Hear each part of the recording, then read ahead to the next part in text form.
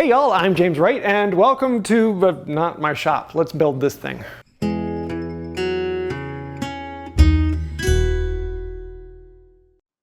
And now for the white oak beam. Yeah, it's not quite as heavy as my bench, but it's pretty heavy. We're going to be turning this into a mantle, and this may seem fairly familiar as I made another mantle out of this exact same beam from the other end. We need to cut this down to length. I'm actually going to cut off a little bit off of one end, and then from that point cut the other end and actually cut it to length. And for something like this, I actually like using these cheaper disposable saws.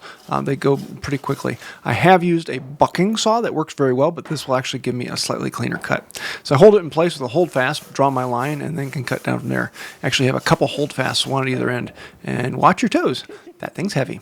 So now that we have it cut to length, we need to figure out what is going to be the top and side. And so I figured out the actual top and front of this. And so we want to make the top ever so slightly more level because it's just a hair out. And I don't want things falling over if you set them on top of the mantle. So I'm going to take a little bit off of one of the corners and just make it roughly level. It's not perfectly, but it's close.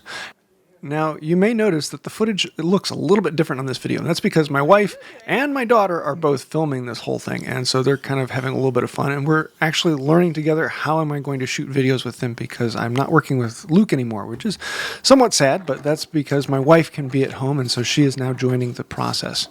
Now, one of the things that is very important with this is we do need to make sure that where it mounts to the wall is perfectly flat, and thankfully, it's only going to actually touch the wall at about 8 inches on either end. So I want to scarf those out, and we're actually going to take off a little bit of material so that those spots are flat rather than having to flatten out the whole beam. So I'm going to mark off exactly where those spots need to be, and when I go to the install, you'll see how it kind of fits into this recess into the fireplace itself. And then once I've cut in a slot down to the depth I want, I can come in with a rabbet plane and remove material up to that slot. This would allow me to come in and remove the rest of the material with a regular plane. With that slot for the rabbet plane, I can also make sure that it is roughly square to the top and that the two of them are perfectly level. Oh no, will it fall? I guess we'll never know. So I want to make sure these rabbet slots are perfectly parallel with each other, and we can use the winding sticks just in those thin spots. Once I get those down, then we can remove all the material out to the end of the board. I can remove most of it with the scrub plane and then come in with a regular plane and clean those out. And then I can check each spot and make sure that they are indeed flat to one another, because I want these two, this is actually going to be the mounting surface that mounts into the brick or touches the brick. The mounting surface will actually be 2x4s protruding out from the wall that will go into this.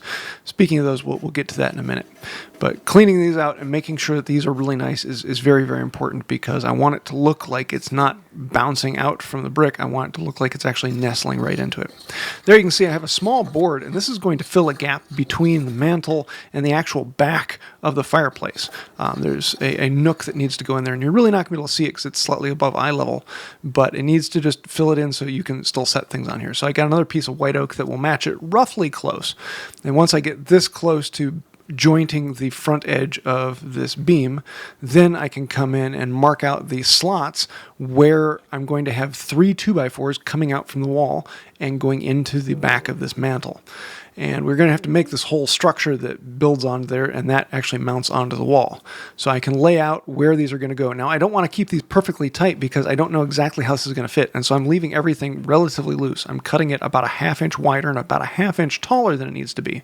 The important part is the top of this socket, this mortise where the 2x4 is going to go into. That top part needs to be dead on so that the 2x4 will actually rest up against the top of the mortise holding the shelf in place. Yeah, don't notice that I'm using a demon-possessed yellow brace. But when you've got to make a whole bunch of holes, this makes it a lot easier. And I'm going down about 6 inches into this beam, so it's a pretty deep socket. So we can run this down and remove the majority of the material.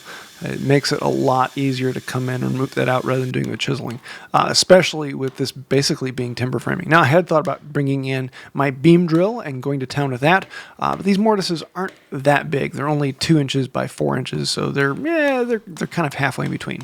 So I can put it down on the floor, and it's much, much easier to work on if you can sit on it and pound down rather than being up on the bench. I'm going to take off the majority with just a regular chisel, and then I've got my timber framing corner chisel. I don't get to use this very often, but when I do, it is so nice because it makes this nice crisp corner all the way down. And yeah, it's just a pleasing tool. It's one of those tools where you don't need it very often, but here you can see how it just lines up with the corner and you run it straight down. As long as you move most of the material, it just tracks. Fantastic, and I love it. So now let's make the 2x4 frame. We need to make 3 of these blocks that are roughly about 8 inches long, and those will go back to the wall and attach into a beam on the wall, and they will continue out and into the mantle. So these will be what goes into those 3 sockets that we just cut. I want to make sure that they're all about the same length, and they're not going to go all the way to the depth of the socket because I want to leave a little bit of leeway because I don't know exactly how this is going to fit in the wall, so I have them stopping about a 1/2 inch before getting to the bottom. I do need to drill a hole through the top of the mantle, and this will be the hole we can put a screw through to lock it down onto those. We're going to chamfer it and then put in a flathead screw so that it runs flat with the top of this. And these are what is holding this huge beam together, so I'm going to make sure that they're pretty solid. As a temporary, I'm just going to drive in a simple screw that will hold this all in place while I get the structure in.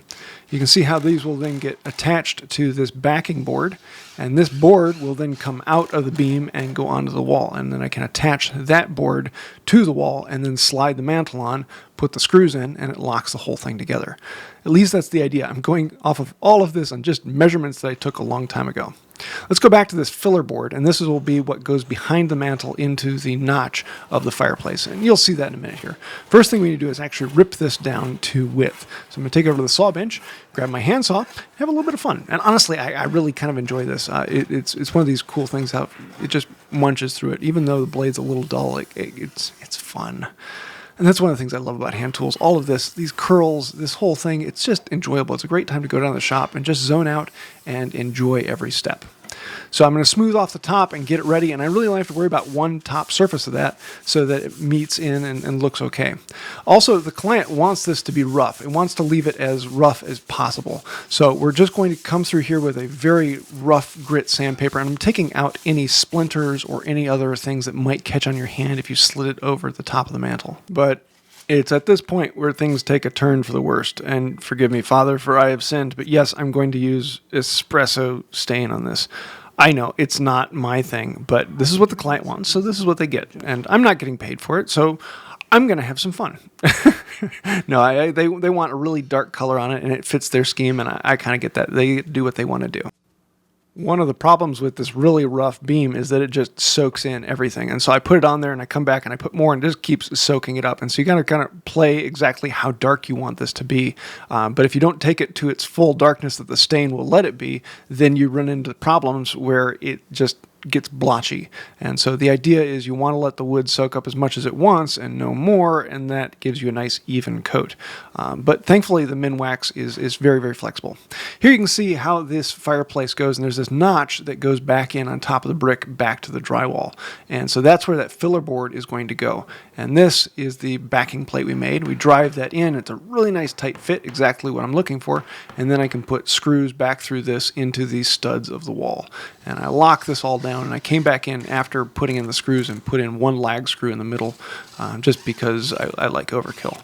And this will be what holds the mantle on place. And we can then blow out our back by lifting it up and trying to set it in place. I brought my son along with me in this case so that he can hold it in place while I put some screws into it. And I'm going to temporarily run one simple screw into the middle 2x4, and then that will allow me to come back through and pre-drill the holes to put in larger flathead screws into the others.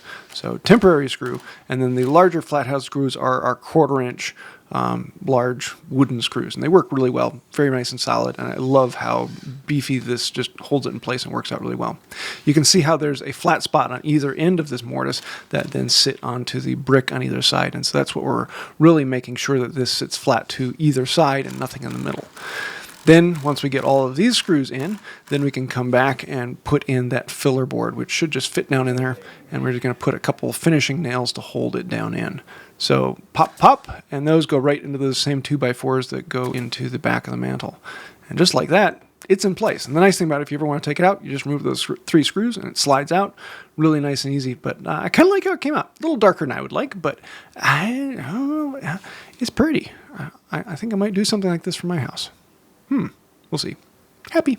So another beam mantle. Yeah, I know. Didn't I do one of these a few years ago? Yes, actually, my friend who I built it for in the past, they moved to this house and they said, I really like that mantle. Can you make a new one? And I said, actually, this beam, their old mantle was out of that end of the beam, and so we made another one.